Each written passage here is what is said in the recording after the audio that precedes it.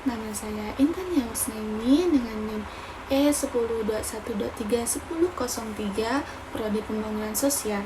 Pada kesempatan ini, saya akan menjelaskan 3 soal UTS Psikologi Sosial. Baik, saya mulai dari soal yang pertama, yaitu apa itu psikologi sosial?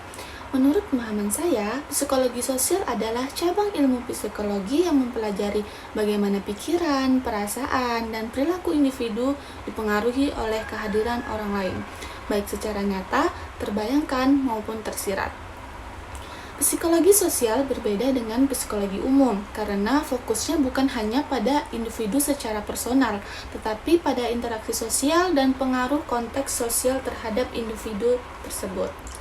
Nah, yang menarik, pengaruh ini bisa terjadi secara nyata, misalnya saat kita berada dalam kerumunan atau bahkan hanya terbayangkan saja.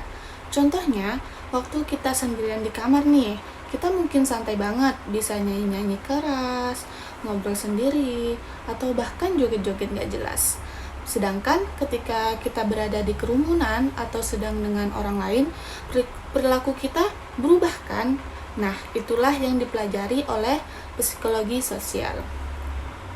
Psikologi sosial ini penting karena menjelaskan fenomena seperti kenapa kita mengikuti tren, bagaimana prasangka terbentuk, atau mengapa orang bisa bertindak agresif dalam kelompok. Jadi, ilmu psikologi ini menjembatani aspek psikologis individu dengan dinamika sosial di dalam masyarakat. Soal kedua, bagaimana kaitan pembangunan sosial dengan psikologi sosial? Yang pertama, pembangunan sosial itu tujuannya meningkatkan kesejahteraan masyarakat. Nah, untuk mencapai ini, kita harus memahami bagaimana masyarakat berpikir dan berperilaku. Disinilah psikologi sosial berperan sebagai alat analisis. Yang kedua, dalam praktik di lapangan, kita pasti sering menghadapi masalah seperti masyarakat yang resisten terhadap perubahan atau partisipasi yang rendah. Psikologi sosial membantu kita memahami mengapa ini bisa terjadi melalui konsep norma sosial, identitas kelompok, dan proses persuasi.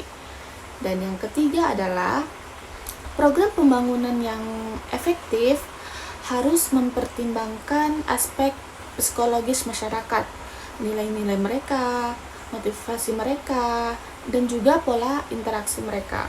Kalau kita abaikan aspek ini, program bisa gagal meski secara teknis program tersebut sudah bagus. Jadi, kesimpulannya adalah psikologi sosial adalah tools yang sangat penting bagi kita sebagai praktisi pembangunan sosial dalam merancang dan mengevaluasi program pembangunan. Sekarang, soal ketiga yang paling menarik.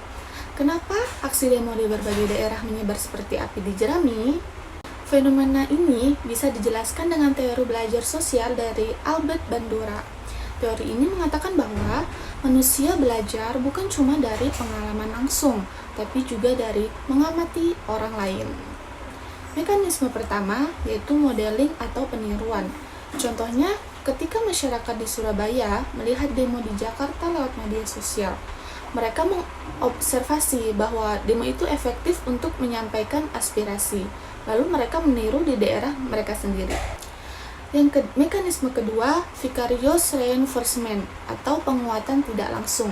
Kalau demo di satu daerah dapat hasil positif, misalnya kebijakan direvisi atau dapat perhatian media, masyarakat di daerah lain tentu saja termotivasi.